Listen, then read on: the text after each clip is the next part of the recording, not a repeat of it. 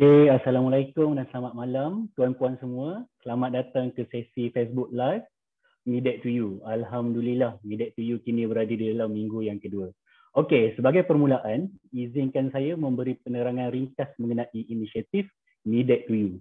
Program ini diilhamkan oleh Kementerian Pembangunan Usahawan dan Koperasi atau MIDEK bersama agensi-agensi bagi menyampaikan maklumat dan tips agar tuan-puan semua mampu terus bertahan dan kekal positif dalam tempoh yang sukar ini.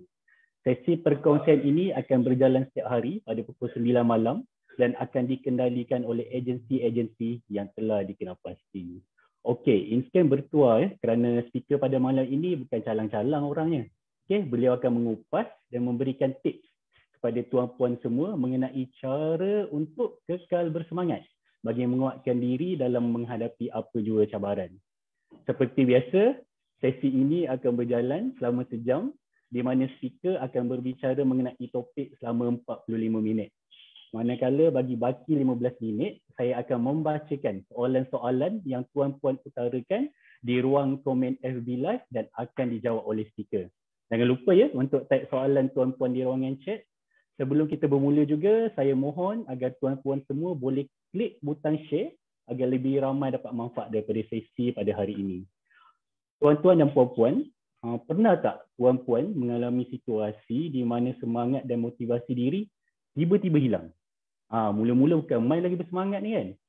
Tapi lama-kelamaan semangat tu makin pudar. Last-last dah tak bersemangat langsung dah. Jom teruskan menonton sesi ini kerana speaker kita akan kongsikan 9 perkara yang puan-puan boleh buat setiap hari untuk kekal bermotivasi. Okey, sedikit pengenalan ringkas mengenai speaker kita. Tuan Muhammad Akif Farhan bin Ahmad Basri atau lebih dikenali dengan nama Akif Basri merupakan seorang psikologis klinikal, seorang penulis buku dan juga merupakan calon PhD di Fakulti Perubatan UKM. Mungkin adalah yang tertanya-tanya kan, mana pernah tengok Tuan Akif kita yang handsome bergaya ni kan. Tuan Akif merupakan panel dan juga host bersama bagi program Sembang Tepi Kak G yang disiarkan di platform Gempak dan juga Astroria. Melalui program Sembang Tepi Kak G ini, Tuan Akif mengupas dan membincangkan mengenai isu kesihatan mental bersama barisan selebriti tanah air yang terkenal. Baiklah, tanpa membuang masa, saya serahkan kepada Tuan Akif Basri untuk sesi pada malam ini, iaitu cara untuk kekal bersemangat. Tuan Akif, dipersilakan. Terima kasih Alan atas perkenalan yang cukup ringkas. Terima kasih kepada pihak Inscan, juga semua agensi-agensi yang terlibat, semua logo semua ada kat situ yang menjayakan program Midnight to You ini. Saya kira satu program yang sangat-sangat penting, platform yang sangat penting untuk kita ketengahkan isu-isu yang penting, khususnya untuk para usahawan-usahawan kita di luar sana. Jadi saya ucapkan Assalamualaikum warahmatullahi wabarakatuh dan salam sejahtera kepada semua tuan-tuan dan puan-puan yang sudi mendengar sedikit perkongsian saya pada hari ini. Walaupun saya ni taklah layak sangat nak berbicara macam mana nak kekal bersemangat, kerana kita sama-sama pun sedang struggle, betul tak? Ini adalah satu fasa yang kita semua berada dalam krisis yang sama. Cuma mungkin situasi kita sedikit berbeza kan, tetapi kita semua sedikit sebanyak terkesan termasuk saya sendiri pun juga sedikit sebanyak terkesan. Jadi kita berkongsi-kongsi lah sedikit kan, bukanlah nak tunjuk hebat sangat tak, tapi kita berkongsi sedikit sebanyak apa yang kita tahu supaya mungkin boleh kita manfaatkan bersama Jadi saya nak minta izin untuk kongsikan slide saya.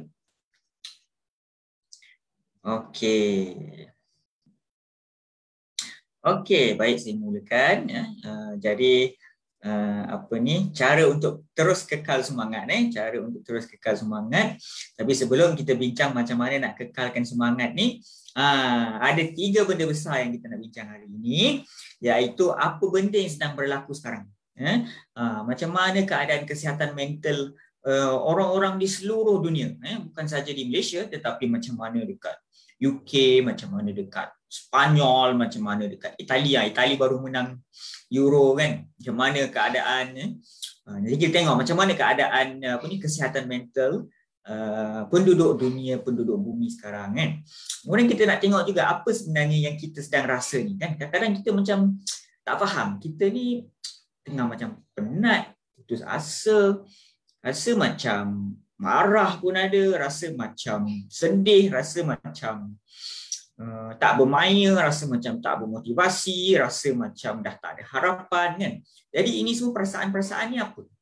Adakah kita tengah mengalami kemurungan ke, atau kita mengalami kelesuan ke, atau kita tengah stres ke? So penting untuk kita faham apa sebenarnya kita sedang rasa. Okay? Dan yang ketiga, tips-tips bagaimana untuk kita terus kekal bersemangat menjaga kesihatan mental kita. Okey, so kita mula sedikit dengan statistik. Saya cuba pergi laju sikit statistik ni, tak nak lama-lama. Okey, kita pergi sebelum pandemik ni, kita rewind sikit kita punya kehidupan. Rewind kehidupan kita sebelum pandemik dulu, ingat tak macam mana? Ingat tak macam mana kehidupan kita sebelum pandemik? Mungkin mungkin jauh lebih baik lah kan daripada situasi yang kita hari ini, dari sudut emosi kita, dari sudut kita punya rasional, dari sudut kita punya rezeki, ya. Mungkin lebih baik. Tetapi sebenarnya tuan-tuan dan puan-puan, dari sudut kesihatan mental penduduk dunia, dari sudut kesihatan mental penduduk dunia sebelum pandemik lagi, sebelum PKP ni semua lagi, sebenarnya sudah pun meruncingkan, sudah pun merisaukan. Kenapa saya cakap begitu? Kerana WHO mengatakan bahawa kemurungan, depression merupakan penyakit nombor 1 di dunia yang menyebabkan ketidakfungsian dalam kehidupan seharian, yang menyebabkan kita jadi lesu, susah nak bekerja, susah nak bangun daripada tidur, tak ada motivasi. Ini semua mungkin ciri-ciri kemurungan yang kita akan bincang lagi sekejap lagi.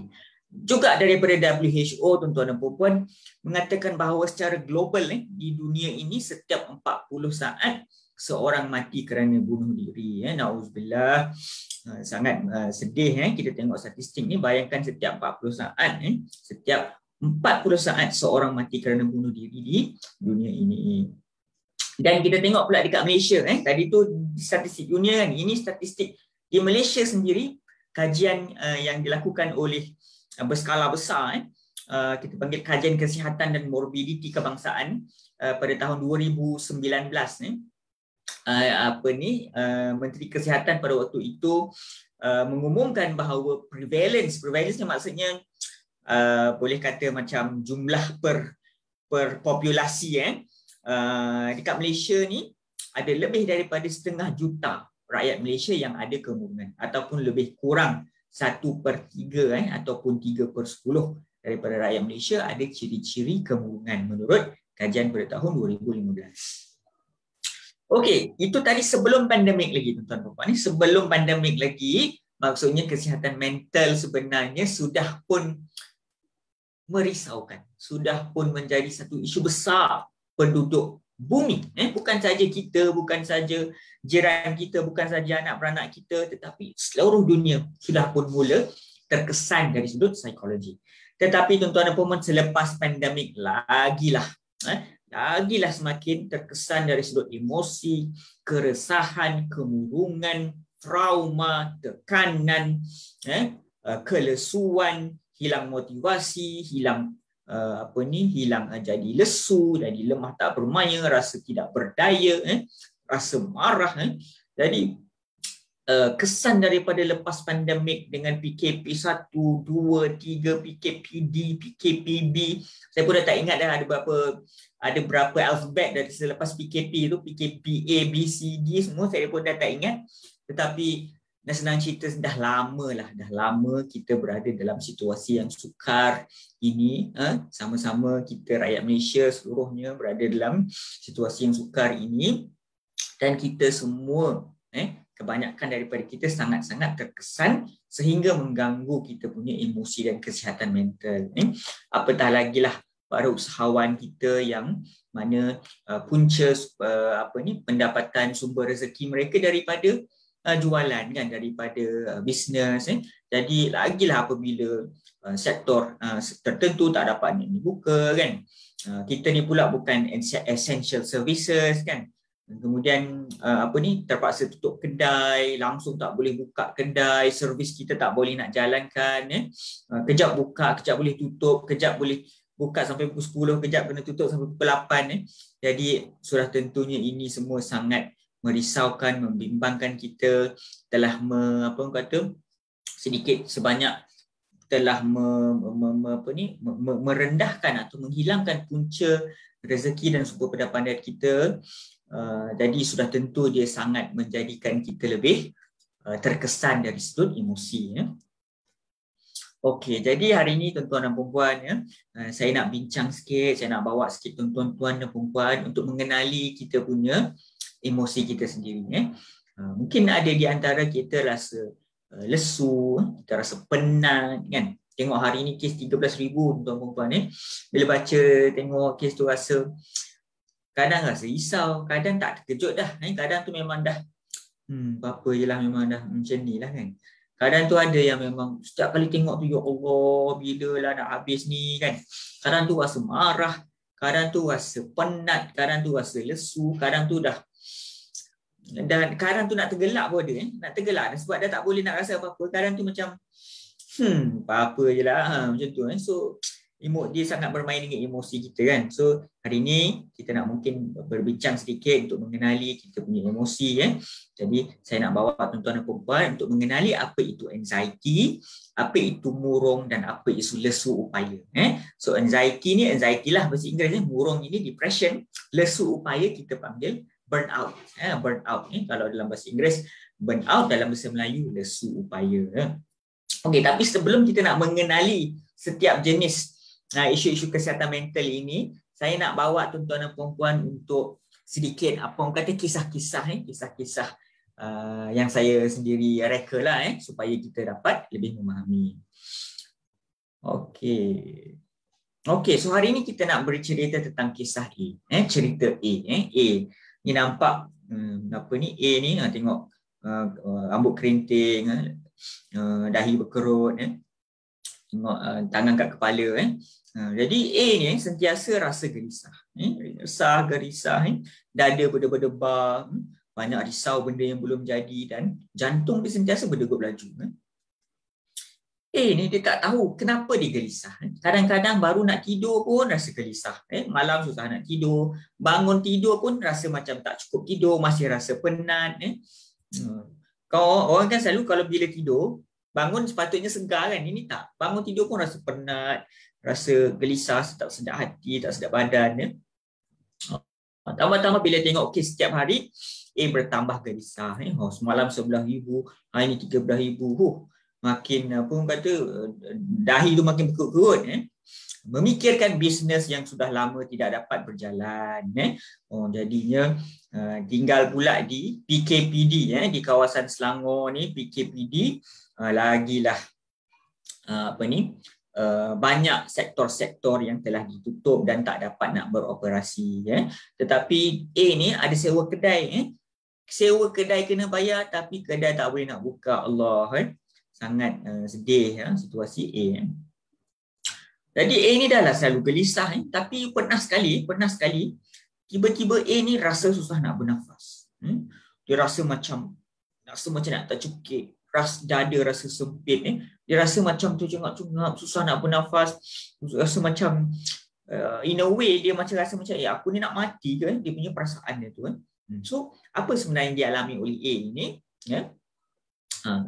A rasa macam ni hampir setiap hari sejak setahun yang lalu. Dan A tak tahu macam mana nak keluar daripada rasa resah gelisah ini. Kulu kile, semua tak jalan.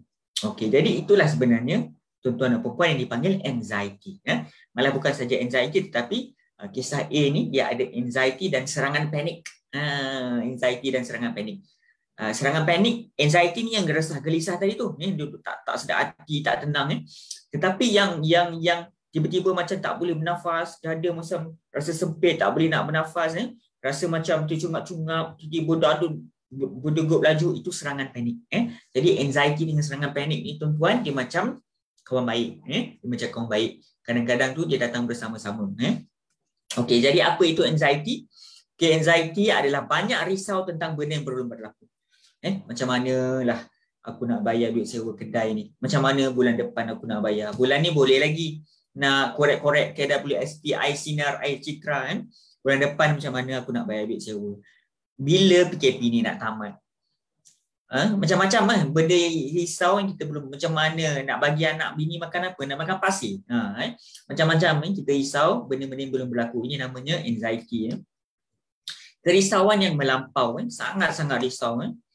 Berpeluh-peluh, sukar nak dikawal, rasa tak sedap hati dan tak senang duduk, cepat penat.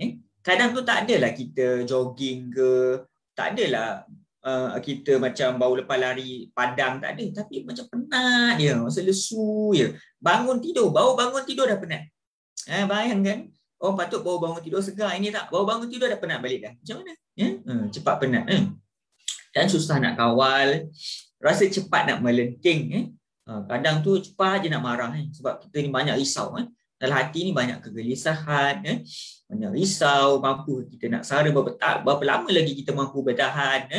Ini semua kadang-kadang menjadikan kita cepat nak marah, kadang-kadang kita termarah orang sekeliling. Sebab tu kadang-kadang bila saya jumpa orang klien ke kan yang datang jumpa saya, dia jenis cepat marah, sebenarnya ada kemungkinan dia sebenarnya banyak kerisauan dan kegelisahan dalam jiwa dia. Sengal-sengal badan tuan-tuan, kadang tu sakit tengkuk, dia boleh jadi dalam bentuk fizikal. Contoh saya kan, kalau saya anxiety, tahu apa jadi? Saya jadi telinga merah. Contoh kan, saya katakanlah saya nak bagi talk dekat tuan-tuan dan puan ni live ni, contoh kan. Lepas tu saya risau anxiety kan. Lagi telinga merah. Telinga merah. Lepas tu kalau anxiety tu sangat-sangat tinggi, saya kejap-kejap nak pergi bilik air. Kejap-kejap nak pergi bilik air. So itu saya punya simptom kalau saya tengah ada anxiety. Kadang-kadang tu susah tidur malam. Banyak fikir. Okey, dan dia ada banyak jenis anxiety. Ada yang umum, ada yang spesifik, ada yang sekali dengan serangan panik. Tapi mungkin kita tak sempat lah kot nak bincang lebih dalam. Tapi tak apalah. Kalau nak tahu tentang jenis-jenis anxiety ni lagi spesifik, mungkin bolehlah mungkin kita boleh ada sesi yang berlainan ke, ataupun boleh tengok saya punya talk show dengan Astro yang disebutkan oleh Alan tadi, yang mana Sembang Tepi Kak G. Boleh tengok saya punya episod pertama dengan Carl Syafiq. Tajuk dia tentang anxiety. Okey, so itu tadi dah cerita tentang anxiety. Kita beralih kepada cerita D. Tadi cerita A kan. So A tadi dia ada anxiety dengan serangan panik kan. Okay, D ni pula lain pula kisahnya. Lain pula kisah D. D ni tengok tertunduk dia pakai seluar jeans tertunduk dia. Masa kecil D diabaikan ibu bapanya. D hidup dengan nenek sehingga umur 17 tahun. Selepas SPM, nenek D meninggal dunia. Ketika di kolej, D gagal peperiksaan. D juga ditinggalkan kekasihnya. Ditinggalkan tak bertali. Di ghosting. Ghosting, kena ghosted. D berasa seperti seorang yang gagal dalam hidupnya. Selepas tamat belajar, D mula menyara hidupnya sebagai seorang usahawan. Namun D sangat terkesan dengan PKP yang tak sudah-sudah. Dia rasa dirinya tak berguna, dia selalu salahkan diri dia selalu banding-bandingkan diri dia dengan usahawan yang lain. Dia tengok orang ni berjaya, kawan dia ni berjaya, kawan dia ni susah senang pun masih bertahan lagi. Dia rasa dia macam dah tak boleh dah. Kadang tu dia tengok Facebook, dia tengok Instagram kawan-kawan dia, tengok WhatsApp kawan-kawan dia masih lagi boleh bertahan. Mungkin ada yang okey lagi. Dia rasa diri dia aku dah tak boleh ni. Dia rasa lebih baik mati daripada hidup. Okey, jadi D ni tuan-tuan dan puan, simptom-simptom dia adalah kemurungan. Okey, dia berbeza dengan anxiety tadi. Anxiety tadi banyak risau, gelisah kan. Murung ni dia lain. Murung ni dia lain. Apa yang lainnya? Ni ciri-ciri kemurungan. Perasaan yang sedih yang berpanjangan. So murung ni dia macam sedih. Dia sedih. Tadi risau kan? Anxiety risau. Ni sedih. Rasa dia tak guna, rasa banding-bandingkan kita dengan orang lain, rasa macam kita ni kosong, susah nak rasa happy, sangat-sangat mengganggu kita punya aktiviti harian. Rasa macam tak nak buat apa-apa, nak macam duduk je kat katil, tak nak buat apa-apa, nak nangis je. Tu ciri-ciri kemurungan. Kadang-kadang dia diganggu kita punya selera makan. Kadang tu tak rasa macam tak nak makan, kadang tu terlalu berselera pula. Dia mengganggu tidur. Kita boleh jadi insomnia, macam susah nak tidur, ataupun hypersomnia. Saya nak tidur je, kalau boleh malas nak bangun daripada katil tu. Sentiasa rasa penat, rasa tak berguna dan serba salah. Tambah-tambah pula dalam situasi pandemik ni kan, kadang tu seorang bapa kan, kalau kita rasa macam tak dapat nak dapatkan sumber pendapatan rezeki yang cukup untuk keluarga kita tu, kadang kita buat kita rasa macam rendah diri sangat, rasa dia ini macam tak guna sangat, rasa segan sangat dengan anak, dengan isteri kan, kita terkesan kan. So benda-benda tu kadang dia sangat-sangat mengganggu kita punya emosi. susah fokus, susah buat keputusan. Kemudian kadang-kadang tuan-tuan dan puan-puan, na'udzubillah, kadang-kadang kemurungan ni dia boleh membawa kepada idea-idea dan juga perancangan serta percubaan untuk bunuh diri. Okay? Jadi kat sini saya nak sebut tuan-tuan dan puan, kita ni kena ada empati yang tinggi. Kalau kita dengar, oh ada orang bunuh diri. Sekarang ni polis PDRM hari tu dikeluarkan, dikata satu hari, kalau tak silap saya, 1 hari 2 orang purata kat Malaysia bunuh diri sepanjang PKP ke sepanjang 2-3 bulan yang lepas. Jadi itu sangat-sangat sedih dan menyayat hati. Jadi tuan-tuan dan puan, bila kita terdengar kisah-kisah bunuh diri, janganlah kita terus menghukum. Kita kata, oh, ni apa ni, tak ingat Tuhan, ini masuk neraka, sepatutnya kalau dia ada iman dia tak buat macam ni. Dia bila orang tu dia baru dia bila kisah menyayat hati macam ni, kita tak cakap benda-benda macam tu. Kita tak cakap, kita cuba diam saja. Kita cuba untuk memahami apa keperitan yang dia alami sampai dia sanggup buat tindakan yang macam tu. Di antara dia dengan Tuhan, alam akhirat itu semua urusan Tuhan lah, bukan untuk kita hukum. Kita pun tak tahu kan. Jadi satu benda yang saya nak share tentang bunuh diri ni, sebab isu ni penting sekarang tuan-tuan dan puan, adalah kita kena faham orang yang nak ada idea-idea terfikir nak bunuh diri ni sebenarnya bukannya dia dah hilang iman, dia dah tak percaya Tuhan, bukan dia bukan nak mati, dia nak hilangkan penderitaan yang dialami. Berbeza tu tuan-tuan dan puan ni, orang yang ada idea bunuh diri bukan nak mati, tetapi mereka nak hilangkan penderitaan dalaman yang dihadapi. So dia rasa macam itu adalah jalan keluar baginya.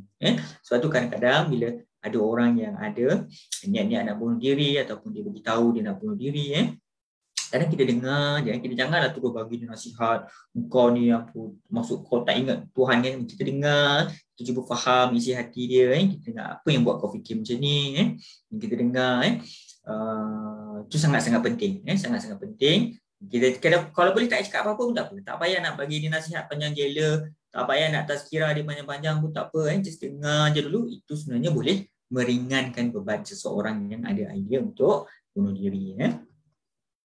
Okey, so itu tadi cerita tentang kemurungan. So kita dah cerita A tentang anxiety, cerita B tentang murung, cerita Z pula tentang apa? Okey. So Z ni bekerja daripada rumah sejak PKP. Pada awalnya dia masih okey, lama-lama dia jadi lesu. Dia hilang motivasi, tidak produktif, selalu rasa penat. Z rasa nak putus asa, Z tak tahu macam mana nak memotivasikan dirinya, dan Z rasa tak berupaya nak lakukan apa-apa. Okey, so apa yang Z alami sebenarnya adalah lesu upaya. Menurut terjemahan daripada Dewan Bahasa Pustaka, nama dia lesu upaya. Bahasa Inggeris kita panggil burn out. Suatu kadang bila orang sebut aku dah burn out lah, sebenarnya dia dah lesu upaya. So apa itu lesu upaya? Lesu upaya adalah tekanan berpanjangan. Kadang-kadang tu dia orang kata, ada setengah pandangan kata lesu upaya ni khusus dekat tempat kerja. Dekat tempat kerja. Tapi bagi saya dia lebih besar makna dia, sebab kerja tu agak subjektif kan. Ada orang yang kerja sendiri dari rumah. Ada orang kerja dia walaupun dia tak bekerja makan gaji, tetapi mungkin kerja dia adalah menjaga anak-anak dia, menjadi seorang ibu, masak, buat tugas dekat rumah, atau kerja dia adalah seorang usahawan. So bagi saya dia tekanan yang berpanjangan. Tak kisahlah kita buat kerja ke apa ke, dia lebih kepada tekanan yang berpanjangan dan menjadikan kita penat sangat dan tak bermaya. Macam seolah-olah bateri phone yang dah very low. Bayangkan bateri phone kita low, semua function dia dah kurang sikit dah dia punya kefungsian dia. Contoh macam ada setengah phone kan, kalau bateri low, nak buka kamera dia tak boleh dah. Bateri low bawah dia 5%, dia tak bagi buka kamera dah. Sebab buka kamera tu dia punya memerlukan dia pakai bateri banyak. Lepas tu dia akan dim light kan, kurang sikit kan. So bila phone bateri low, dia jadi macam lemah dan tak bermaya. Begitu juga kita, bila bateri kita low, kita jadi penat dan tak bermaya. Jadi ada kemungkinan kita semua dalam situasi PKP ni kan, kita semua berada dalam keadaan bateri low. Saya tak tahu lah, mungkin ada di antara kita yang 50%, mungkin ada di antara kita yang 25%, mungkin ada di antara kita yang 1%, 0%. Cuba anda berapa persen sekarang ni? Anda punya bateri tinggal berapa persen? Cuba anda type dekat ruangan komen sekejap lagi kita akan go through. Okey. Rasa tak ada mood tak ada mood kan?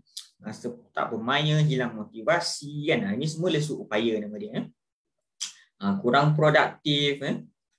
Okey, jadi itulah dia tuan-tuan dan puan, sedikit sebanyak saya nak kongsi tadi itu tentang kemungkinan apa emosi-emosi, perasaan-perasaan gundah gulana yang kita sedang hadapi ini. Mungkin dia lebih kepada sama ada dia anxiety ke, sama ada dia kemurungan ke, ciri-ciri kemurungan ataupun dia lesu upaya kan. Okey, jadi tuan-tuan dan puan, kalau benda ni dah lama kan, berminggu-minggu, berbulan-bulan saya cadangkan puan dapatkan bantuan profesional. Kejap lagi saya akan berkongsi macam mana nak dapatkan bantuan profesional. Ada nombor-nombor yang boleh dihubungi. Tapi kalau situasi kecemasan macam rasa macam nak bunuh diri, baiknya terus saja pergi jabatan kecemasan dekat hospital. Tapi kalau rasa macam kita boleh hadap lagi, cuma kita perlukan someone to talk to kan, dan kita boleh ada nombor-nombor yang boleh dihubungi. Okey, jadi dalam section seterusnya saya akan berkongsi sedikit tentang bagaimana untuk kita terus kekal bersemangat. Walaupun saya sebenarnya rasa macam tak layak nak bercakap sebab saya rasa sebenarnya tuan-tuan dan puan sebenarnya lagi kuat lagi daripada saya kan. Bagi saya sangat hormat para usahawan. Para usahawan ni bagi saya dia punya kesungguhan, dia punya self motivation, dia punya motivasi kendiri, dia punya motivasi dalaman, dia punya apa kuat lah bagi saya. Usahawan ni jiwa ni kuat sebab bukan semua orang boleh jadi usahawan. Macam saya tak berani nak ambil risiko. Saya tak berani nak ambil risiko, saya takut. Tapi bagi saya respect, saya hormat sama kawan-kawan saya yang jadi usahawan ni. Bagi saya diorang ni memang cekal lah, So saya segan sebenarnya nak bagi tips apa konon kan. Tapi tak apalah, kita berkongsi sedikit banyak. Kalau ada bermanfaat tu, bolehlah kita semua sama-sama amalkan. Okey, tuan-tuan dan puan kan. Bila kita nak berbicara tentang apa yang kita boleh buat ni kan, sebenarnya begini tuan-tuan, tak semua benda kita boleh buat ni. Ada setengah benda yang memang di luar kawalan kita. Ada setengah benda memang kita tak boleh buat. Contoh kan, kita boleh jaga SOP, betul tak? Kita boleh duduk rumah, kita boleh stay at home, kita boleh pakai mask, kita boleh pakai double mask lagi, kita boleh jaga jarak, kita tak balik kampung, kita balik raya kita tak balik kampung, dah lama kita tak pergi surau solat jemaah, dah lama kita tak keluar rumah, kita jaga SOP, tapi kes meningkat. Kes meningkat, betul tak? Kenapa? Kerana ada setengah benda yang memang di luar kawalan kita. Setengah benda memang di luar kawalan kita, maka walaupun sedih untuk saya katakan, tetapi kita hanya boleh fokus dekat apa yang kita boleh buat sahaja. Sebab kalau setiap hari kan kita risau dan memikirkan benda yang kita tak boleh buat, tak boleh fokus, dia adalah kerisauan yang hanya memakan diri sendiri dan dia tidak akan membantu diri kita apa-apa. Risau tentang benda yang kita tak boleh kawal. Kita perlu fokus. Kita boleh risau. Tak masalah nak risau. Tetapi kita perlu fokus untuk tangani apa yang berada dalam kawalan kita. Okay? Contoh, jumlah kes harian. Kita tak boleh kawal. Kita boleh jaga SOP, tapi kita tak boleh kawal jumlah kes harian. Kita tak boleh kawal. Kita tak boleh kawal orang lain tak jaga SOP. Kita tak boleh kawal. Jadi kita nak fokus hari ini, what is in our control? Apa yang berada dalam kawalan kita.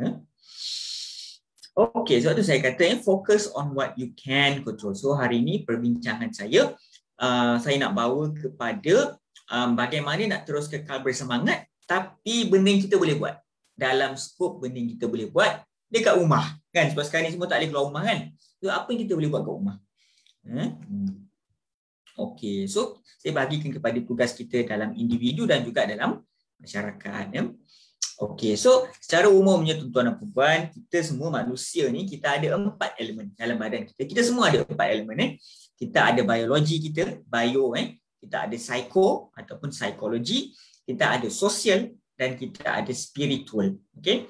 Biologi ni kita punya badan lah, kita punya otak, kita punya organ-organ, Kita punya tangan, kita punya kaki, kita punya mata, semua kita punya fizikal kan. Psikologi ni adalah cara kita fikir ya. Fikir negatif, fikir positif, itu semua adalah psikologi. Social ni hubungan kita dengan orang lain, hubungan kita dengan manusia kan. Spiritual adalah hubungan kita dengan orang, bukan dengan orang kerohanian. Kerohanian maknanya hubungan kita dengan mungkin dengan Tuhan yang Maha Mencipta, mungkin hubungan kita dengan cara masing-masing lah ikut kepercayaan dan agama masing-masing kan. Tapi saya percaya mungkin ada di antara pendengar kita yang mungkin ada beragama Islam, mungkin ada yang agama lain Jadi masing-masing mungkin ada spirituality ataupun kerohanian masing-masing Okey, jadi secara biologinya okey ini tuan-tuan dan puan-puan, saya tahu ini satu nasihat yang klise, betul tak? Nasihat yang biasalah orang dengar lah, dapatkan tidur berkualiti. Dia macam boring sikit, betul tak? Tapi tuan-tuan dan puan-puan walau klise dan banyak mana pun kita dah dengar benda ni penting sangat tuan-tuan dan puan-puan untuk emosi kita. Dia sangat-sangat berkaitan dengan emosi kita. Tidur kita berkaitan dengan mood kita. Ingat tu, tidur kita berkaitan dengan mood kita. Tidur kita mempengaruhi emosi, perasaan, mood, cara fikir kita. Jadi tuan-tuan dan puan-puan, sangat penting, sangat penting untuk tidur. Okey, tidur yang berkualiti. Okey, macam mana nak tidur berkualiti ni? Okey, tidur berkualiti pertamanya adalah tidur pada waktu malam. Bukannya tidur lepas subuh, bukan tidur bukan malam berjaga main game ataupun tengok Netflix ataupun tengok movie ataupun lepak mamak ke main futsal kan. Bukan nak kata salah kan, tetapi sekarang ni tak boleh lah. Tapi tidur yang baik sebenarnya adalah tidur pada waktu malam. Tidur pada waktu malam dan bangun pada awal pagi. Sebagai contohnya tidur sebelum pukul 10, bangun dalam pukul 6 atau pukul 7 sebagai contoh Okey. Jadi tidur yang berkualiti ni, nak dapatkan tidur berkualiti ni sebenarnya tak senang. Dia tak senang. Dia rutin harian kita. Kalau lah contoh kan, sehari kita terganggu tidur. Contoh, bila tengok Itali lawan England, final Euro kan lama kan match tu kan. Kita tak tidur malam kan. Kita tunggu kan, tidur orang tak tengok pula. So kita tunggu pukul 3. Match tu mula pukul 3, habis pukul 6. Sebab dia ada extra time, dia penalty dengan Saka tak skor, dengan Rashford. Aduh, macam-macam lah kan. Sancho semua tak skor. Okey. Tak nak cerita pasal bola. Saya cakap apa tadi? Okey. Okey. So sampai pukul 6. Okay. Saya nak cerita sikit pengalaman saya lah. So sampai pukul 6. So bila daripada malam kita tunggu, pukul 3 baru start, pukul 6 baru habis, pukul apa kita tidur? Lepas tu kita solat subuh kan? Kita solat subuh. Esok tu hari Isnin, betul tak? Itu hari Isnin. Jadi macam mana tu? Okey, macam mana tu? Okey. Katakan lepas subuh kita tidur sekejap. Lepas subuh kita tidur sekejap. Katakanlah pukul 8 ni kita kena masuk kerja. Katakan pukul 8 kita masuk kerja. Ada yang masuk kerja pukul 8. So dia tak boleh tidur. Dia tidur sekejap, dia kena bangun balik. Tengah hari dibantai tidur sampai petang. Contoh kan, tengah hari sampai petang dibantai tidur sebab dia panggil kodok lah kan, dia ganti tidur malam tadi. Malam dia tu dia dah tak boleh tidur. Kenapa? Sebab hari tu dia tidur petang. Hari tu dia tidur petang, malam tu dia tak boleh tidur. Bila malam tu dia tak boleh tidur, dia ganggu esok pagi, dia tidur balik tengah hari sampai petang, malam tu dia tak boleh tidur lagi. Jadi satu hari, sebab Euro punya pasal, satu hari dia tak ada boleh tidur, dia tak dapat tidur malam, dia mengganggu 2, 3 hari, 4, 5 hari, mungkin berminggu-minggu punya jadual tidur. Okay, sebab tu saya kata, nak dapatkan tidur yang berkualiti ni, dia usaha yang berterusan. Jadi apa yang kita perlu buat? Sebagai contoh, ini saya punya ni. Okey, ni Okey. Kita tuan-tuan dan puan-puan kita kena cuba untuk bangun dan tidur pada waktu yang sama setiap hari. Contoh, kita dah biasa kan, katakan kita biasa tidur pukul 10, kita bangun pukul 6. Setiap hari kita set diri kita pukul 10 kita nak tidur. Pukul 6 kita nak bangun. Kalau pukul 10 kita nak tidur, pukul 9 tu kita dah kena relax, dah mandi, dah siap makan. Saya cadangkan tuan-tuan, makan tu kalau boleh makan sebelum maghrib. Makan sebelum maghrib lagi bagus. Di antara pukul 7 hingga 7.30. Sebenarnya nak lagi bagus pukul 6. Tapi kadang tu sekarang ni kedai tutup pukul 8, mungkin tak sempat nak beli, betul tak? So saya cadangkan kalau boleh beli makanan awal, makan awal. Kalau boleh makan sebelum maghrib atau sebelum pukul 8. Kalau saya dinner sekarang ni di antara 7 hingga 7.30. So malam tu lebih selesa nak tidur. Jangan makan lewat ni, jangan makan lepas isyak. Contoh kan, kadang kita dinner lepas isyak, bagi saya itu dah lambat. Sebab kalau kita dinner lepas isyak, kita susah nak tidur awal. Sebab perut kita masih masih tengah berfungsi lagi, perut kita tengah kerja keras lagi. Tiba kita dah nak tidur. Memang tak susah sikit. Jadi makan awal boleh bantu. Makan awal petang tu kalau boleh exercise sikit. Exercise bagi berpeluh dan bagi kita penat. Kalau petang kita exercise dan kita penat, malam insya-Allah lebih mudah kita nak tidur nyenyak. Tapi kalau kita tak exercise dan kita tak penat,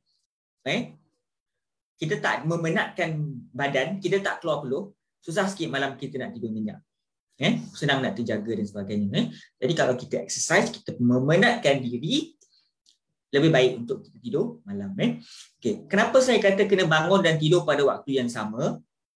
Kerana kita nak set kita punya jam biologinya. Dalam badan kita dia ada biological clock. Maksudnya, kalau setiap hari kita tidur pukul 10, bangun pukul 6, kita akan perasan kita akan mengantuk pukul 10, kita akan automatik bangun pukul 6. Itu ada setengah orang kata ini malaikat kejut. Bukan malaikat kejut. Ini adalah jam biologi. Yang mana kita set, kalau contoh kan, cuba tuan-tuan dan perempuan try 14 hari berturut-turut, 2 minggu berturut-turut, 2 minggu berturut-turut, tidur pada waktu yang sama setiap hari, bangun waktu yang sama setiap hari. Kita akan perasan kita akan mengantuk pada waktu sama, kita akan bangun automatik waktu sama. Sebab tu kadang-kadang kan, ada setengah orang pukul 6 dia tak payah alarm dia bangun. Macam dia boleh bangun macam tu, dia tak ada alarm. Sebab dia ada jam biologi. Kita semua ada kita punya jam biologi. Jadi kita dah set minda otak kita supaya membiasakan diri tidur pukul berapa, bangun pukul berapa. Lama-lama dia jadi automatik. Tak perlu alarm clock pun tak apa. Serius, memang boleh. Tapi kalau terganggu, jadi kita kena reset balik. Okey, bersenam. Okey, so cukuplah tu untuk tidur. Kalau ada masa mungkin nanti kalau nak tanya ni, saya boleh jawab. Okey. Yang kedua adalah bersenam, tuan-tuan. Bersenam secara konsisten. Kenapa saya kata bersenam? Bersenam ini dia akan meningkatkan satu sel serotonin. Dan dalam otak kita dia ada sel nama dia serotonin. Serotonin ni kita panggil sel gembira. Sel gembira ni apa? Kalau sel tu dia meningkat, kalau dia tengah meningkat-ingkat, kita akan jadi happy. Kita jadi happy bila serotonin itu tinggi. Okay? So macam mana nak tinggikan serotonin itu? Kita exercise. Macam mana nak exercise? Tuan-tuan terpulanglah. Nak buat plank ke, nak buat pumping ke, nak buat orang kata apa? Zumba ke, nak buat stajam ke, nak beli dumbbell ke, nak ikutlah macam mana pun. Tapi bersenam yang betul-betul bersenam lah. Bukan bersenam jalan kaki. Tak ada. Dia bersenam betul-betul bersenam lah. Okey. Tadi secara biologi, ni secara psikologi. Okey. Kadang tu kan kita kena kenal pasti faktor pencetus. Maksudnya kita kena selalu kadang tu sebelum tidur kan, kita kena muhasabah diri kita. Kenapa hari ni aku rasa tak sedar hati? Apa yang berlaku? Mungkin sebab ni ke? Mungkin sebab tadi bini aku dia cakap macam ni. Mungkin sebab hari ni anak aku banyak mengamuk. Mungkin sebab hari ni aku rasa hari ni mungkin aku negatif sangat lah. Ini sebelum tidur. Sebelum tidur kan kita muhasabah. Kenapalah hari ni kita ni rasa macam ni? Kita kena cuba untuk kenal pasti. Mungkin hari ni sebab aku risau lah. Sebab aku tengok bisnes kawan aku berjalan elok. Aku ni macam apa dan macam orang tak guna dah aku ni. Contoh kan. So kita kena cuba kenal pasti. Kenal pasti. Bila kita dah kenal pasti, barulah kita tahu macam mana cara tangani dengan baik. Jadi lain orang dia ada cara tangani yang berbeza. Ada orang bagi amaran dah ni. Okey, sikit lagi. Okey. Antara cara nak tangani dengan baik adalah dengan menjaga kita punya pernafasan. Okey. Saya tahu kita semua bernafas setiap hari, kita sekarang pun tengah bernafas, tetapi antara teknik untuk menenangkan kita waktu kita tengah rasa gelisah kan, gundah gulana, rasa macam mungkin nak dapat serangan panik ataupun tengah kemurungan ataupun lesu, upaya apa-apalah kan. Kalau kita tak sedap je jiwa ni, rasa hati ni kan, kita terus tarik nafas. Macam mana nak tarik nafas ni? Kita tarik nafas melalui hidung, tarik. Kita tahan nafas, kemudian kita hembus pelan-pelan melalui mulut. Mungkin tuan-tuan perempuan boleh buat masing-masing ke rumah. Kemudian kita tarik nafas melalui hidung pelan-pelan. Kalau boleh angin tu masuk perut. Jadi perut kita dikembung, kemudian kita tahan, lepas kita lepas melalui mulut. Kita buat banyak-banyak kali. Buat 5, 6, 7, 8, 9, 10 kali, 20 kali, 30 kali. Kalau betul caranya, kita akan lebih buat kita akan lebih tenang. Buat kita akan lebih tenang. Jadi tak percaya, buat banyak-banyak kali. Cuba. Okey. Dan ketiga, secara sosial. Okey, kita ni kan kadang kita kena pandai pilih orang untuk meluah. Betul tak? Kena pandai pilih orang untuk meluah. Kadang tu kita kena cari geng kita. Geng-geng usahawan yang faham selok belok bisnes. Betul tak? Yang faham betapa berisikonya, betapa sakitnya jiwa orang-orang sesama usahawan yang terkesan. Kadang-kadang kalau kita cerita dengan orang lain tak faham, betul tak? Kadang kita cerita dengan orang yang kerja tinggi-tinggi ataupun bukan kerja tinggi lah. Usahawan kerja tinggi juga kan. Kerja lain sama ada di kerja polis ke, bomber ke, di kerja makan gaji ke dia mungkin tak faham dia punya jiwa perasaan usahawan. Tapi kalau kita cari geng yang faham sama-sama kan, bila cerita tu dia macam ngam, betul tak? Dia macam faham, sama-sama faham lah. So kadang tu kita kena meluah dengan orang yang kita percaya dan kita ngam kan. So bila kita bercerita tu kita macam kita rasalah orang mendengar kita meluahan kan. So sedikit sebanyak boleh mungkin melegakan sedikit sebanyak kita punya kegelisahan tu. Mungkin jauhilah orang-orang yang toksiknya, orang-orang yang nak merendahkan kita. Kadang tu sekali-sekala memang akan ada, betul tak tuan-tuan perempuan kan? Ada je orang yang nak rendahkan kita, tak puas hati dengan kita, dengki dengan pencapaian kita, kita dah berjaya sikit dia nak jatuhkan kita, manipulasi. Ini tipu orang. Memang jauhkan diri daripada orang macam ni untuk menjaga kewarasan kita. Satu lagi tuan-tuan, jangan banding-bandingkan. Cubalah untuk tidak membanding-bandingkan kita dengan orang lain. Jangan banding-bandingkan kita dengan orang lain. Kadang tu kita tengok usahawan lain, member-member kita, dia ni gaji besar, dia ni dah anak ramai, dia ni dah beli BMW, dia ni dah beli rumah, dia ni dah kahwin, dia ni dah kahwin kita ni, ada apa-apa lagi. Kadang jangan banding-bandingkan kita dengan orang lain. Setiap orang dia ada perjalanan masing-masing. Rezeki dia. Rezeki kita. Ini perjalanan kita fokus kat perjalanan kita. Lagi kita untuk banding-bandingkan, memang dia tak akan membantu. Kita akan rasa mungkin rendah diri. Kita akan rasa, kenapa Allah bagi kat dia? Kenapa Allah tak bagi kat aku? Aku ni jahat sangat ke? Bukankah aku dah banyak doa? Kau boleh jangan banding-banding. Kita fokus dekat apa yang kita boleh buat. Apa yang terdaya, seboleh mungkin kita boleh buat. Setiap orang ada potensi dia sendiri, ada perjalanan dia sendiri. Jadi kalau boleh kita fokus dekat apa yang kita boleh buat berbanding kita membanding-bandingkan diri kita. Okey, sudah tentunya juga dari sudut spiritual, kita semua ada menjaga kita punya hubungan kerohanian dengan kita punya Tuhan. Sudah tentunya dengan amal ibadah. Ini boleh mungkin sebanyak boleh membantu menenangkan hati dengan zikir-zikir dan sebagainya. Okey. Itu tugas kita sebagai individu. Sekarang ni tugas kita dalam masyarakat. Ada chat ni, kita tengok apa ni. Okey. Kita boleh add on time. Okey, tak apa. Alright, terima kasih. Okey. Jadi tugas kita sebagai individu tu, jadi apa yang kita boleh buat untuk diri kita sendiri, betul tak? Kita boleh buat untuk diri kita sendiri, kita boleh buat dalam rumah kan. So semua benda saya cerita tadi tu, daripada tidur, exercise, muhasabah diri yang kenali kita punya faktor pencetus, cara nak tangani, semua kita boleh buat dalam rumah, betul tak? Kalau nak call kawan pun call lah WhatsApp ke apa kan. Tapi semua itu adalah apa benda kita boleh buat dalam kawalan kita, within our control, betul tak? Okay. Sekarang ni kita hidup kat dunia ni, kita tak hidup seorang-seorang, betul tak? Kita hidup dalam masyarakat. Jadi saya nak bawa kita semua berfikiran, jangan kita berfikiran individualistik. Kita berfikiran kolektif. Kita hidup, kita nak hidup berjiran. Okay. Sekarang ni tuan-tuan, memang mungkin zaman hidup kita sekarang kot menjadikan hidup kita ni semua lebih individualistik. Terutama di bandar-bandar. Terutama di bandar. Kenapa saya kata individualistik?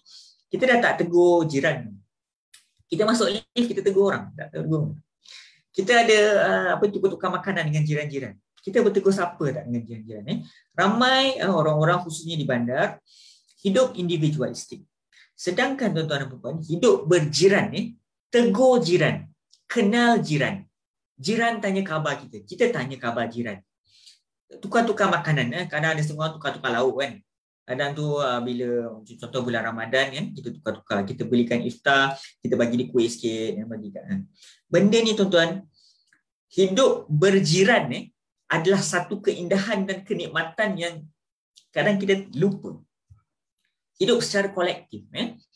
Dan lagi penting, zaman PKP yang mana kita tak boleh keluar ni, jiranlah sosial kita. Jadi kita mulakan. Kalau kita tak biasa, kita mulakan. Kita bagi dia makanan.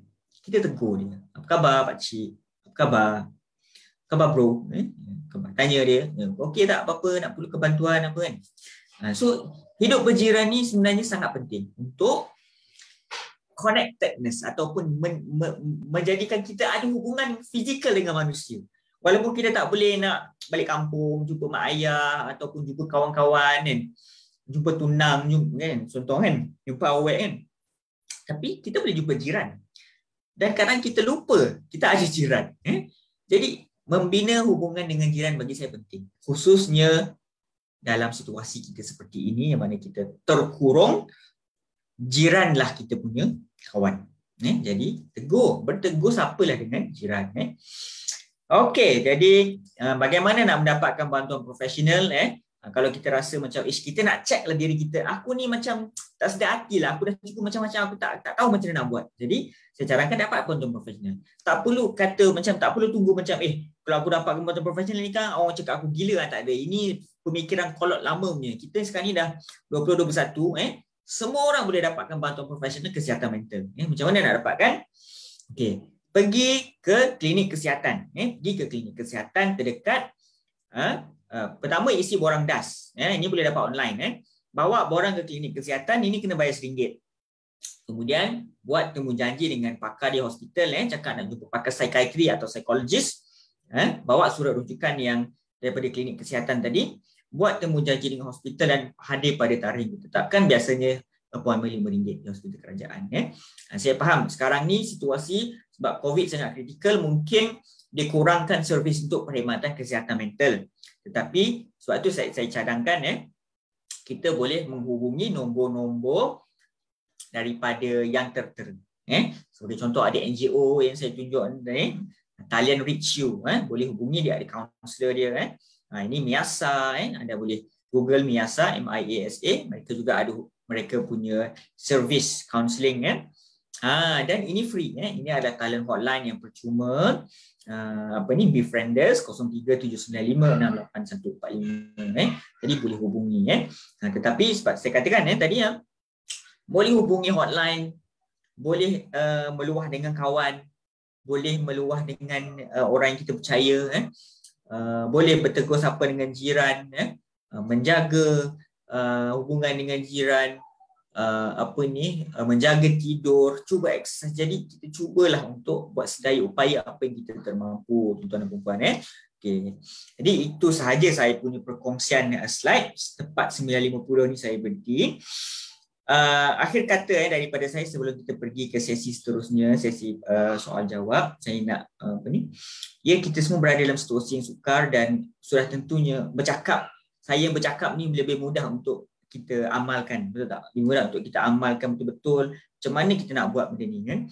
Tapi yang penting adalah kita tak putus asa dan kita cuba buat apa yang terdaya kan. Walaupun susah tapi kita cuba buat apa yang terdaya walaupun sekecil-kecil kejayaan. Contoh hari ini kita mampu mandi. Kita mampu siapkan kerja walaupun sikit. Hari ini kita mampu buat belas FB Ads contoh. Apa-apa yang kerjaan-kerjaan kecil tu kita buat semampu yang boleh. Jadi itulah usaha kita. Jangan putus asa, kita harungi benda ni bersama-sama, jangan putus asa. InsyaAllah walaupun belum nampak lagi setakat ni, tapi insyaAllah satu hari ni nanti ada jalan keluar dia. InsyaAllah kita doa semoga satu hari nanti ada jalan keluar daripada krisis ini. Tapi yang penting tuan-tuan dan puan-puan, kita berusaha jangan sekali putus asa untuk menjaga kesihatan mental kita dan untuk terus kekal bersemangat sepanjang waktu pandemik ini. Jadi saya serahkan semula kepada saudara Alan. Baiklah, terima kasih Tuan Akif atas sesi perkongsian itu tadi. Okey, so melalui perkongsian Tuan Akif itu tadi kan, sangat bersemangat, sangat memberi info-info yang menarik. Saya mungkin boleh ibaratkan macam perjalanan hidup kita ni macam maraton lah ya Tuan Akif. Kita kena lalu secara perlahan-lahan. So apabila kita rasa down ni, kita kena bangun semula. So macam mana kita nak bangun semula tu, kita boleh amalkan tips-tips yang Tuan Akif tadi sharekan lah. So perkongsian ini bukan saja boleh dimanfaatkan oleh usahawan, tapi juga semua orang di luar sana lah tanpa mengira profession mereka. Okay, so saya akan bacakan soalan daripada tuan-puan yang di ruangan komen Facebook Live Inscan tu. Dan Tuan Akif akan menjawab. Saya akan bacakan beberapa soalan. Okey, untuk soalan yang pertama Tuan Akif. Okey, soalan ini dari kat Facebook ni, nama dia Yati lah. Okey, dia ada cakap kat sini bila kes ni makin meningkat kan. So of course lah ada insan tersayang ni yang tak adalah, kiranya mungkin dia terkorban lah. Okey, disebabkan kes COVID ini. Jadi bagaimana kita sebagai seorang manusia ni macam mana kita nak reda lah dengan pemergian insan tercinta ni kan. Adakah dengan kita buat busy, kita menyibukkan diri dengan melakukan aktiviti-aktiviti seharian ini dapat membantu sebenarnya untuk menjalani kehidupan seharian. Macam mana tu Tuan Akif? Okay, terima kasih Yati. Pertama saya ucapkan takziah di atas pemergian insan tersayang. Semoga dia berada dalam insya-Allah dalam situasi yang lebih baik dalam dalam alam yang satu lagi. Okey, apabila kita kematian orang tersayang, kita sebenarnya mengalami fasa yang disebut sebagai kehibaan, grief. Dan sebenarnya kita panggil hiba, kehibaan. Okey. Fasa kehibaan ini Yati, dia ada banyak tahap. Tahap pertama mungkin kita akan rasa macam tertanya-tanya, kenapa Allah ambil dia? Tak? Kenapa Allah ambil dia? Kenapa Allah tak ambil aku? Ambil aku, kenapa ambil dia? Kan? Kenapa Allah ambil dia? Kenapa tak ambil orang lain? Kenapa Allah tak ambil orang lain? Kita tertanya-tanya. Kita tertanya-tanya. So kadang-kadang kita banyak question. Itu fasa pertama. Ada juga yang kita rasa macam sangat-sangat marah. Kita mungkin juga ada satu fasa marah. Kita mesti tak boleh terima. Kita mesti tak boleh terima. Kita rasa macam benda ni mesti tak betul. Atau marah ataupun in denial, penafian. Kita rasa macam ni macam tak real. Macam betul ke dia dah tak ada ni? Betul ke? Kita rasa betul ke ni? Ini realiti ke aku tengah mimpi? Dalam penafian. Mungkin juga kita akan rasa marah. Mungkin juga kita akan rasa murung. Ini semua adalah perasaan-perasaan yang normal. Sebenarnya, fasa-fasa yang kita semua akan hadapi apabila kita tiba-tiba kehilangan orang tersayang. Bayangkan orang tu hidup dengan kita kan. Kita banyak pengalaman manis dengan dia, tiba-tiba dia hilang. So kita akan mengalami emosi-emosi ini. Jadi bagi saya ini memberi masa dan waktu untuk diri sendiri memahami emosi-emosi ini. Give time to yourself. Kerana ada setengah orang perlu berbulan-bulan, ada setengah orang perlu mungkin sedikit lama untuk menerima akhirnya bahawa pemergian insan tersayang itu. Jadi give time.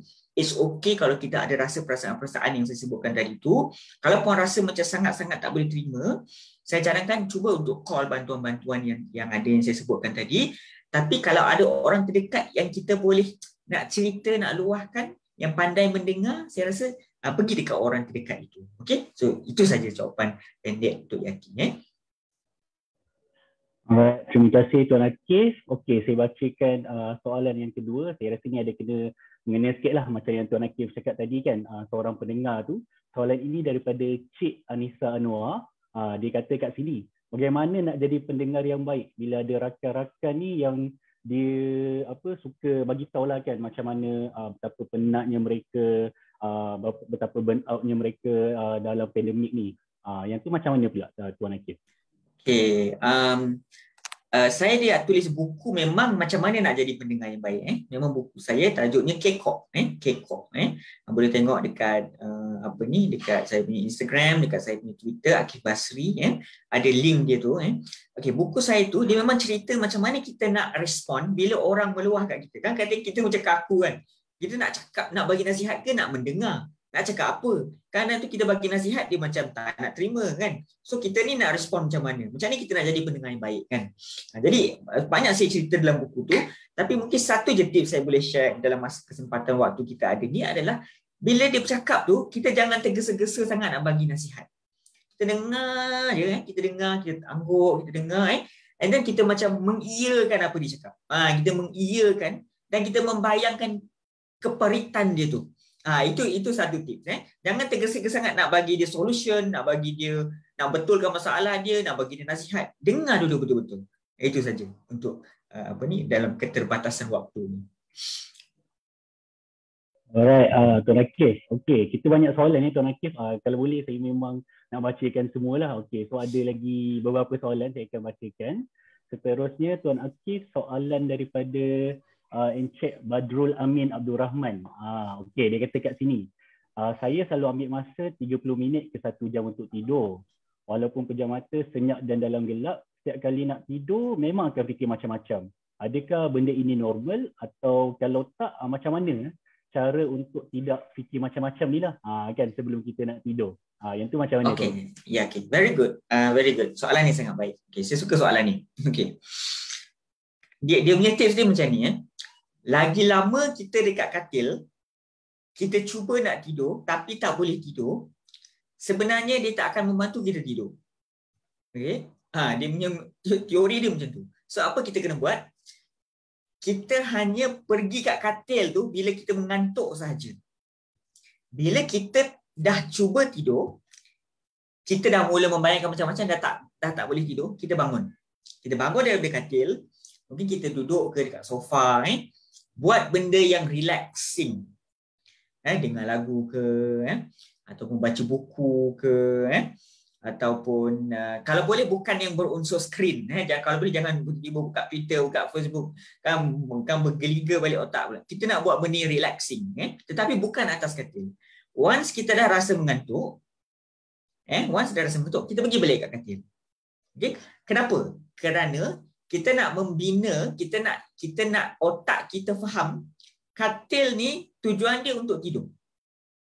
So gunakan katil hanya untuk tidur. Jangan guna katil, jangan makan atas katil. Jangan tengok movie laptop atas katil, jangan buat assignment atas katil. Jangan buka Facebook, Twitter semua atas katil. Kalau boleh dekat tempat lain. Katil tujuan dia hanya untuk tidur. Kalau boleh no screen time dekat katil. Bila mengantuk sahaja jejak katil. Kalau tak, dah jejak tapi tak mengantuk, bangun balik, mengantuk, tidur balik. Itu akan membantu membina, kita panggil hubungan di antara katil dan mengantuk. Kalau tak percaya, cuba. Lama-lama akan lebih mudah. InsyaAllah. Alright, thank you Tuan Akif. Okey, soalan seterusnya. Okey, ini daripada Encik Ahmad Azim. Dia kata kat sini, salam tuan, seandainya orang terdekat dengan kita menghadapi relapse episode, okay, apakah cara ataupun intervensi yang terbaik untuk bantu mereka ini? Apakah do's and don'ts untuk deal dengan orang macam ni tuan? Okey, soalan ni tahap tinggi ni. Saya boleh sampai pukul 12 nak jawab soalan ni. Boleh sampai pukul 12 Okey, besar soalan ni. Okey. Pertamanya besar soalan tu, saya tak pasti dia relapse kenapa. Okay, relapse ni maksudnya dia dah pernah okey, kemudian dia tak okey balik. Maksudnya dia kembali, contohlah dia okey kejap, lepas tu dia kembali kemurungan. Dia memang ada kemurungan, dia okey kejap, bila dia relapse maksudnya dia dah kemurungan balik. Contoh kemurungan lah, kalau benda lain tak tahulah. So relapse ni maksudnya dia dah bangun, dia jatuh balik. Okey, relapse ni common. Relapse ni common sebab kita semua manusia, kita akan ada fasa-fasa relapse kita. Okey. Intervensi, Allah, susahnya nak jawab. Sebagai seorang kawan, jadi pendengar yang baik, jangan putus asa. Jangan kita rasa macam ni. Alah, aku dah dengar cerita ni banyak kali, dah boring lah dengan cerita yang sama. Tak, Relapse adalah maksudnya biar dia cerita walaupun benda yang sama berulang kali. Contoh dia kena tinggal dengan boyfriend dia. Berbulan-bulan dia duk cerita pasal boyfriend dia je. Kadang kita yang jadi pendengar ni dah macam, sudahlah tu, kau ni tak habis cerita pasal benda ni. Kita move on je lah, dah lama kan. Jangan cakap benda-benda macam tu. Kita dengar sahaja secara konsisten. Kita tanya dia, kalau kau perlu apa-apa aku ada, kalau perlu support, kalau kau nak teman untuk meluah aku boleh dengar, cukup. Dan kalau kita lagi bagus, kita tahu kalau dia ada appointment dengan doktor, kita galakkan. Bila kau nak pergi jumpa doktor ni, bila kau nak pergi jumpa Encik Akif contoh kan, jom aku teman. Atau kau dah makan ubat dah hari ni. So kita pastikan dia kekal dengan rutin dia. Pastikan dia kekal dengan rutin dia. Jadi pendengar yang baik, jangan putus asa dengan dia. Itu akan sangat bantu. Alright, terima kasih Tuan Akif. Betul itu macam Tuan Akif cakap kan. Kita memang soalan itu agak aras tinggi. Kalau nak berbicara mengenai jawapan kepada soalan tu, memang akan makan masa lah. Okey, Tuan Akif, saya baca satu lagi soalan. Mungkin ni boleh jadi soalan terakhir lah untuk sesi ni. Okey, how come, dia kata kat sini, ini soalan ni daripada Puan Ros. Dia kata kat sini, how can some people dapat sindrom macam bipolar ni kan, halusinasi, MDD semua ni. Dia kata knowing that everyone is normal. Kenapa wujudnya dan jadinya benda-benda yang macam ni? Sebab tak semua minta ada hallucination semua ni kan, tak semua minta ada simptom-simptom yang macam ni. Apa yang menyebabkan semua ni jadi, dan dia kira dia jadi kepada certain individual saja. Untuk yang tu macam mana Tuan Akif? Okey, ni tambah sampai pukul 2 pagi lah Alan. Okey, satu lagi soalan yang sangat besar dan kompleks untuk dijawab. Secara umumnya saya ringkaskan begini. Betul. Penyakit mental ni Puan Ros adalah satu benda sangat kompleks, sangat-sangat kompleks. Lain orang, lain faktor penyebab dia. Tak sama. Antara faktor-faktor berisiko yang mungkin. Okey, sebelum saya nak jawab macam ni. Penyakit mental dia ada banyak faktor. Bukan satu faktor. Banyak faktor. Dia banyak faktor yang berinteraksi menjadikan dia bercelaru chemical dalam otak dia. Okey, contoh. Pertama adalah genetik. Okey. Maksudnya kalau ibu bapa kita memang dah ada skizo ke, MDD ke, bipolar ke, borderline ke, macam yang senaraikan tadi kan Puan Ros kan, kita ada lebih kemungkinan tinggi untuk ada juga. Okey, satu genetik. Maksudnya genetic wise, kalau kita ada keturunan, kita panggil keturunan tu, kita dah ada kemungkinan. Itu satu. Kedua adalah kalau kita ada zaman kanak-kanak yang traumatik. Tak cukup kasih sayang ke, parents toxic ke, atau parents terlalu tegas macam askar ke, atau parents dera ke, atau pernah kena gangguan seksual atau abuse, keganasan rumah tangga. Zaman kanak-kanak yang toxic menjadikan kita very vulnerable. Vulnerable maksudnya rentan, very vulnerable, mudah rapuh untuk mendapat penyakit mental. Okay? Zaman kanak-kanak yang traumatik. Ketiga adalah stres yang berpanjangan. Stres yang berpanjangan. Kok lah kita banyak hidup dalam stres, PKP, duit tak ada, kena bully kat tempat kerja, sebagainya, stres yang berpanjangan. So ini antara faktor-faktor yang mungkin memungkinkan seseorang untuk mendapat penyakit mental. Tetapi bagus soalan Puan Ros, kenapa setengah orang je dapat, kenapa orang lain tak dapat?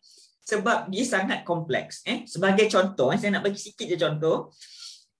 Sebagai contoh, kita ada kajian yang menunjukkan walaupun kedua ibu bapa itu ada kemurungan.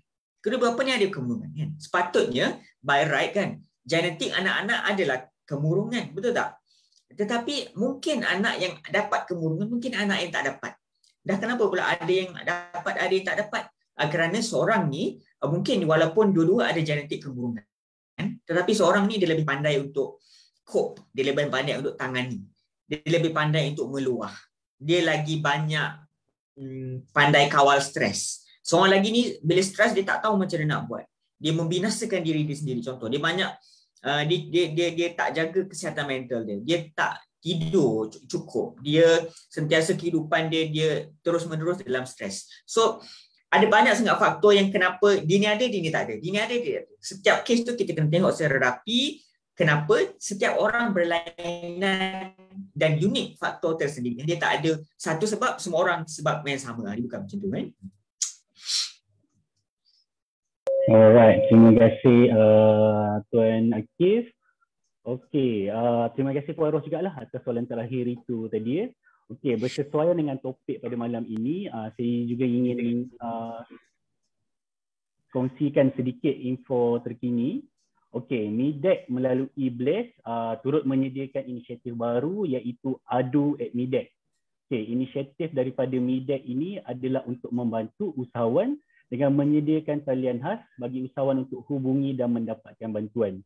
So untuk usahawan-usahawan yang terkesan boleh bertanya mengenai program-program yang disediakan oleh MIDEC dan juga agensi-agensinya serta untuk mendapatkan sokongan sosial dan mental. So sekiranya usahawan bagus. Betul.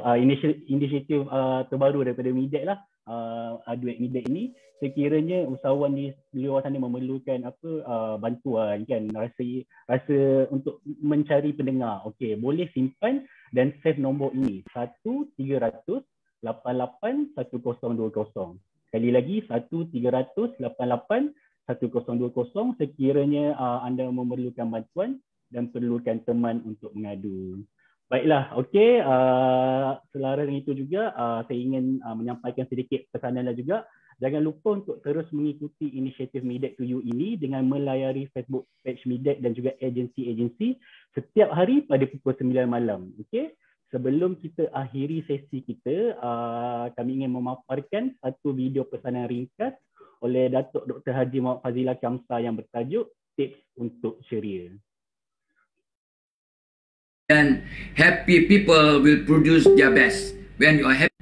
Bismillahirrahmanirrahim. Assalamualaikum warahmatullahi wabarakatuh. Saya Datuk Dr. Haji Muhammad Fazilah Kamsah aka Tok Abah. Dan hari ni Tok Abah nak bercakap tentang apakah tips untuk sentiasa happy, sentiasa ceria. Sebab ikut kajian demi kajian, happy people will produce their best. When you are happy, you can give your best. Orang yang ceria, orang yang bahagia akan dapat tentu memberikan hasil kerja yang terbaik. Jadi tip yang paling berkesan untuk happy pertama ialah pasang niat dan berdoa untuk happy. Ramai orang tak pasang niat pun. Alah, kalau happy lah, kalau mood okey lah, mana tengok.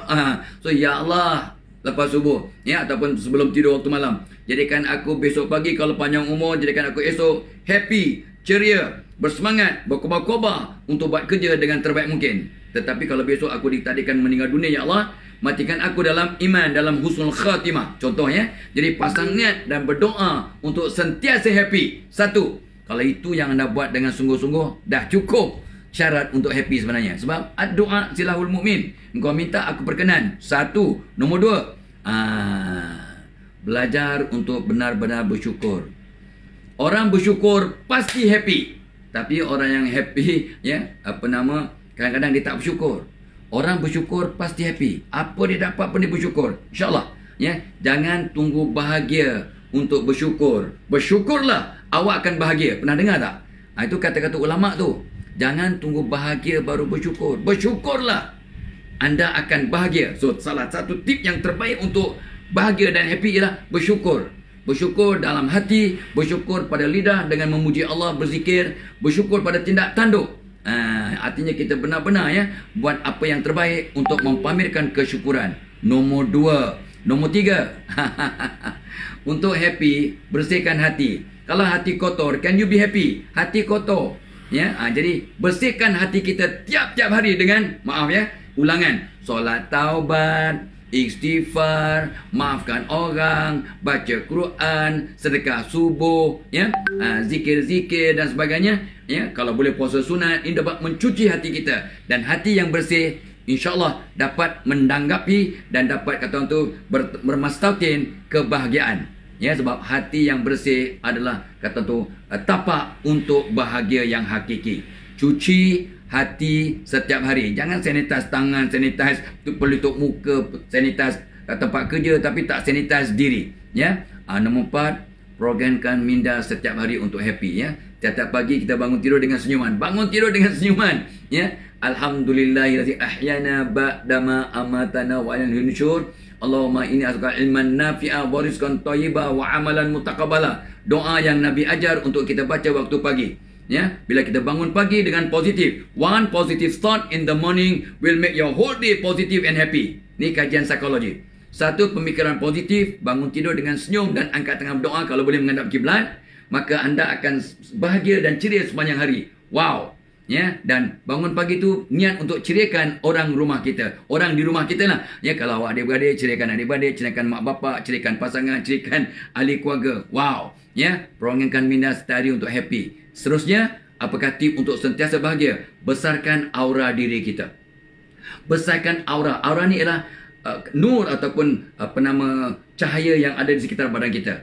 Aura fizikal, bersih, semat, kemas, wangi, pakai warna kegemaran. Pakai warna kegemaran akan membesarkan aura diri, awak akan bahagia. Kalau awak pakai warna yang awak tak suka, awak punya mood pun berubah, ya, tak berapa positif. So pakai warna kegemaran diri, bersih, semat, kemas, wangi. Pakai perfume, satu sunnah, ya. Pakai perfume untuk orang lelaki, orang perempuan berpada-pada. Jangan sampai keterlaluan, ya. So besarkan aura diri, aura emosi kita, maafkan orang, hantar gelombang positif, aura spiritual, jaga solat, jaga zikir, jaga Quran, jaga ibadah, maka aura kita jadi besar, kita akan sentiasa dilindungi Allah dan akan bahagia insya-Allah. Ya, okey. Lagi senyum. Senyum sekerap mungkin, ya, capai kota harian. Ikut kajian, ya. Orang bahagia mungkin tak senyum. Orang yang senyum insya-Allah bahagia. Sebab barang siapa senyum selama 20 saat atau lebih, ikut kajian, maka bila senyum 20 saat atau lebih, maka otak mengarahkan badan mengeluarkan endorfin yang buatkan kita bahagia. Good feeling hormone. Akan keluarkan enkefalin, dia jadi macam vaksin ni, menguatkan sistem melawan penyakit dan akan memberikan kita dynophin, tenaga. So senyum, ya, dan senyum orang lelaki kotanya 10. Tukar orang perempuan kotanya 70. Naikkan. Dan baby senyum 400 kali sehari. So why not anda dan Tok Abah keluarkan semangat baby. Kita pasang niat untuk senyum minimum 400 kali sehari. Dan Tok Abah set limit Tok Abah 1000 kali sehari senyum. InsyaAllah. So kita bila senyum, insyaAllah akan datang kebahagiaan dan happy. Dan orang yang bahagia dan ceria akan menghasilkan yang terbaik. Wallahu'alam. Wassalamualaikum warahmatullahi wabarakatuh. Terima kasih DFMK atas pesanan tadi. Juga sekali lagi saya mengucapkan ribuan terima kasihlah kepada Tuan Akif. Sesi perkongsian yang sangat ya, penuh, padat dengan info. Sangat-sangat menarik perkongsian pada sesi ini. Okey, untuk tuan-tuan dan puan-puan di luar sana, teruskan menyokong MIDEC dengan menyertai program-program yang dijalankan. Dalam masa yang sama, jangan lupa ya untuk klik favorite di Facebook page InScan supaya anda menjadi antara orang yang terawal melihat posting terbaru mengenai program anjuran InScan. Samalah juga dengan Facebook page MIDEC, jangan lupa klik favorite juga. Okey, esok kita akan bersiaran live daripada Facebook SME Corp dan MIDEC untuk membicarakan mengenai topik seterusnya. Okey, sekian saja untuk sesi pada hari ini. Sekian, terima kasih dan sehingga kita berjumpa lagi. Assalamualaikum warahmatullahi wabarakatuh.